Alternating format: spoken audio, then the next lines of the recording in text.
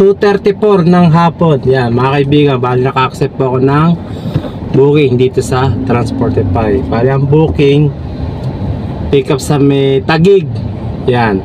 Tapos drop off dito sa may Marikina.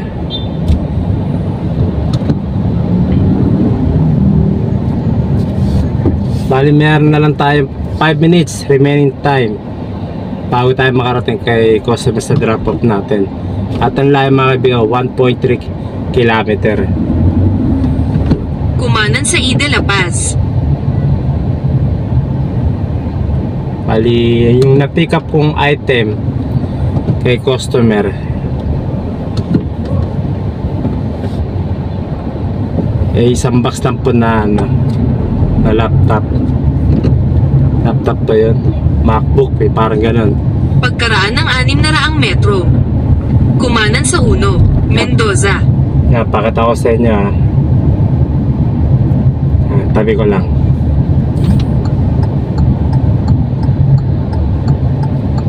Para makita mo ninyo isang box na laptop o MacBook. Tama, MacBook nga. Ayan. Ito po. Ayan o. Yan po yung na-pick up ko. Ito po yung di-deliver ko kay customer. Okay. Bali ang booking, pick up sa Taguig, drop off sa Marikina.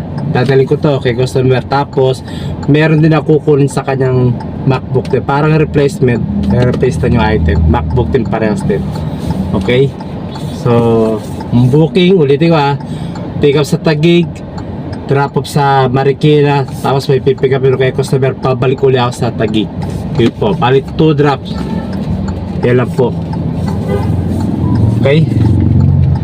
Isang box na po yan MacBook. Magaan lang po. Yan. Lapit lang tayo, 4 minutes na lang.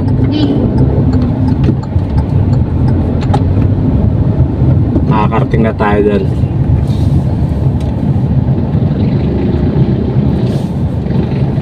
At syempre, ayun nga sabi ko kanina, 2 drops po ito. Booking, Taguig, Marikina, and then Taguig uli. Diba may kukunin ako kay customer para replacement. So 2 drops po siya. Ang ibabayad po sa akin ni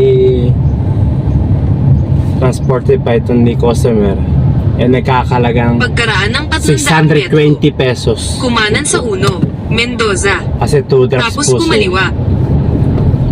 Okay?